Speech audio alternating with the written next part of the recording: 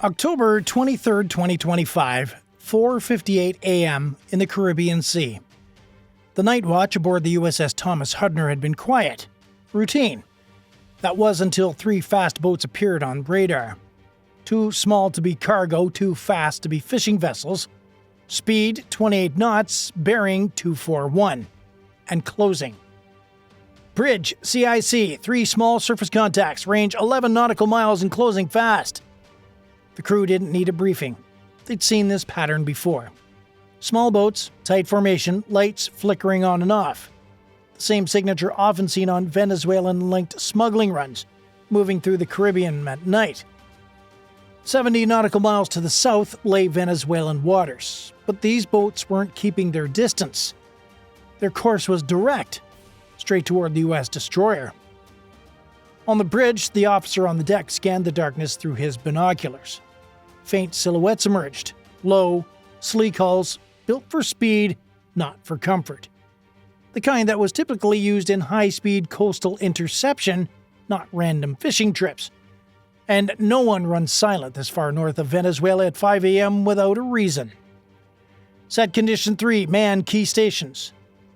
Inside the Combat Information Center, every screen lit up. Range markers tightened, bearings held steady. The boats were maintaining a formation. Textbook precision. Bridge, CIC. Projected CPA 4.8 nautical miles. That's dangerously close for an encounter in international waters. One sailor leaned closer to the scope. Sir, they're adjusting speed. Looks like they're matching us. Matching a U.S. destroyer? That's a message. Lookouts on the forward deck reported visual confirmation, red and green navigation lights, kind of blinking out of sync, a telltale sign of manual control. The USS Hudner held steady, 15 knots, no aggressive turns, no radar lock. The crew knew the rules. Presence, not provocation. The boats closed to 6 nautical miles. Every second mattered. The officer gripped the railing, eyes fixed on the horizon. Just hours earlier, U.S. forces had carried out a deadly strike on smuggling boats linked to Venezuela in the eastern Pacific, a move that had already put Caracas on high alert. If this was a test, it was being filmed, timed, and analyzed. 3 boats, 1 destroyer, no one speaking, not yet. Bridge, CIC, contacts now at 6.2 nautical miles, bearing unchanged, speed constant. Inside the Combat Information Center, the glow from radar screens painted every face green. Operators tracked the small boats frame by frame.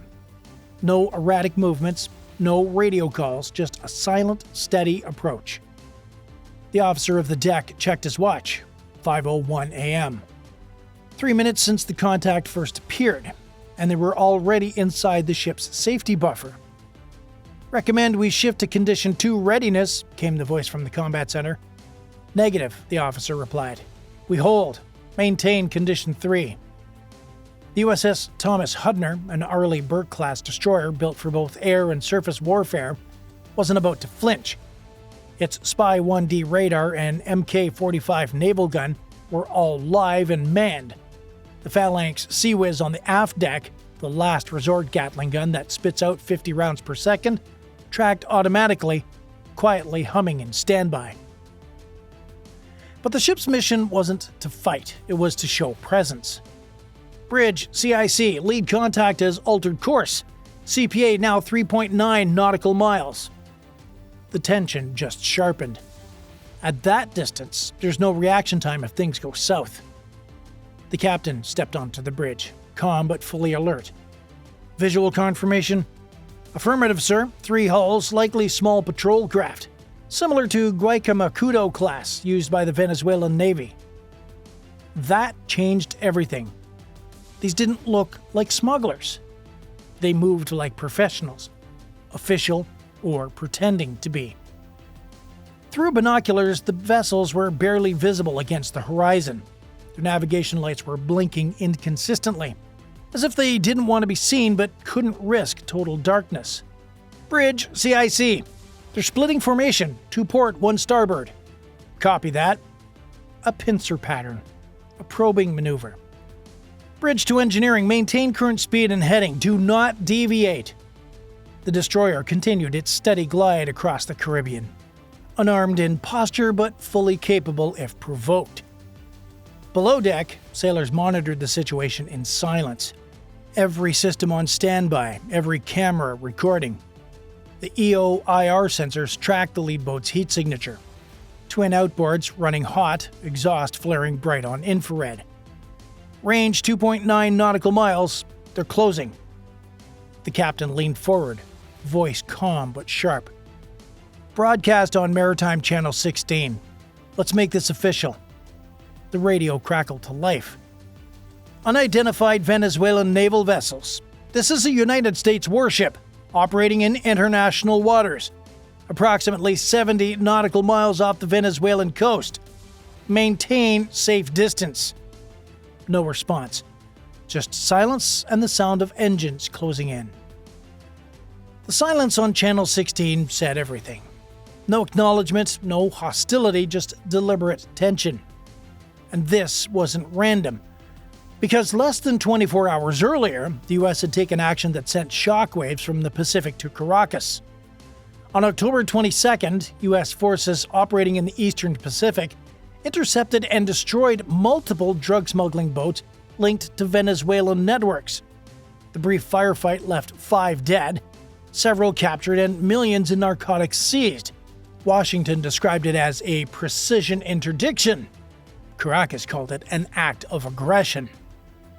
By dawn, the Venezuelan government had raised its military readiness across the Caribbean corridor. State television aired footage of President Maduro surrounded by naval officers, declaring that foreign powers were threatening the Bolivarian Republic's sovereignty. But here's the thing.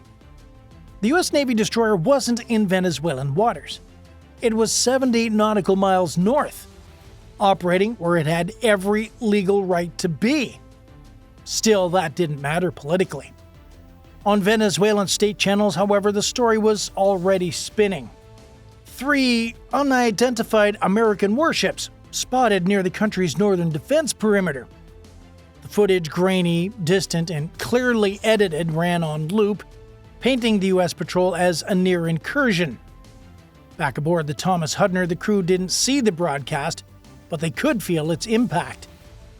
The small boats were now drifting parallel, barely 3 miles out, and everyone knew that this was not an accident. It was politics, delivered by fiberglass hulls and twin engines. At 5:13 a.m., the lead Venezuelan patrol boat broke formation. It drifted slightly off course, engines rumbling louder, exhaust glowing white-hot on infrared. Bridge, CIC. 1 contact, closing distance, range 2.4 nautical miles. The captain's voice stayed even. Keep cameras on him. No change in heading. The destroyer's deck lights remained dimmed. Nothing aggressive, but every sensor, optical, radar, and thermal was locked on to the incoming vessel. The crew could now see it with the naked eye. A small patrol craft, roughly 60 feet, with twin-mounted machine guns on the bow. 3 figures visible on deck, one standing by the gun mount, another holding what looked like a handheld radio, but not transmitting. Bridge, visual, Venezuelan flag confirmed. That made it official. No smugglers, no pirates. This was state on state in international waters. The destroyer's CIC reported again. Sir, second contact moving to starboard. CPA 2.8 nautical miles. These vessels were maneuvering deliberately, like chess pieces closing in. The captain gave the order. Activate deck cameras forward and aft. Record everything. Every movement, every bearing, every radio call is being logged, because incidents like this often end in press statements, not firefights. Broadcast again, the captain said. The officer of the deck keyed the mic. Venezuelan naval vessels, this is a United States warship operating lawfully in international waters. Maintain safe distance and avoid unsafe maneuvers. Still no reply. Instead, the lead Venezuelan boat throttled down. drifting just 2.3 nautical miles off the bow. Far too close for comfort. Then a burst of static. A heavily accented voice broke through. U.S. warship, you're operating inside the Bolivarian security zone. You are instructed to change course immediately. The bridge went silent. The Bolivarian security zone, not recognized by any maritime law, but constantly invoked by Caracas. The captain didn't respond immediately. He waited, calm, calculated, then finally, Venezuelan vessels, your message has been received. We are operating in international waters as permitted under international law. We recommend you maintain a safe separation. The reply came faster this time. You are advised to leave this area. This is your only warning. Every sailor on the bridge heard it. The tension was now physical. A low hum of adrenaline that spread through every deck. The Venezuelan boats adjusted position again. They were now running parallel port and starboard, like two wolves flanking a larger animal. Bridge, CIC, both contacts steady at 22 knots. They're pacing us. That's the kind of maneuver that looks defensive on radar, but in real life, it's called intimidation. The destroyer didn't take the bait. No increase in speed, no warning shots, no radar locks.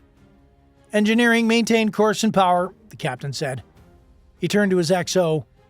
If they close inside 2 miles, we go condition 2. 2 miles. That's seconds away in a bad situation. Outside, dawn was beginning to crack. The horizon started to turn gray, and for the first time, the Venezuelan patrol boats were clearly visible through binoculars. Hull numbers painted over, gun mounts covered with tarps. They weren't here to shoot, they were here to be seen. Sir, came the voice from combat. They're holding speed, no aggressive actions. The captain nodded slowly. Then so do we. 5:26 a.m. The standoff has lasted 13 minutes. No shots, no collisions, no words left to trade. Then, one by one, the Venezuelan boats began to turn away. First, the port side contact, then the starboard. Engines throttled down, wakes fading behind them. Bridge, CIC, all contacts altering course south, speed decreasing to 12 knots. The crew exhaled as if on cue, but no one has relaxed just yet. Every radar operator knew a retreat didn't mean it was over. It meant that the message had been delivered. Bridge to CIC, maintain surveillance until they're out to 10 miles. Aye, sir, came the response. From the bridge wing, the captain watched the last patrol boat fade into the haze. He turned to his XO. Log it. Full transcript, all recordings. This wasn't a confrontation, it was choreography. Both sides knew exactly how far they could go, how close they could push each other before someone blinked. The USS Thomas Hudner maintained course. No change in mission, no detour. Presence operations never end with fanfare. They end with persistence. In Washington, the incident could read as routine, but everyone aboard knew that it wasn't routine at all. It was a test of timing, patience, and nerves. These encounters, known in naval terms as gray zone operations, are how modern powers compete without firing a shot. No missiles, no gunfire, just positioning, posture, and pressure. For Venezuela, the message was a domestic one. We stood up to the Americans. For the U.S., it was strategic. We don't back off from international law. And somewhere in between, the Caribbean stayed quiet, at least for now. The captain made one last entry in the log. 3 Venezuelan patrol craft closed within 2 nautical miles. No aggressive acts observed.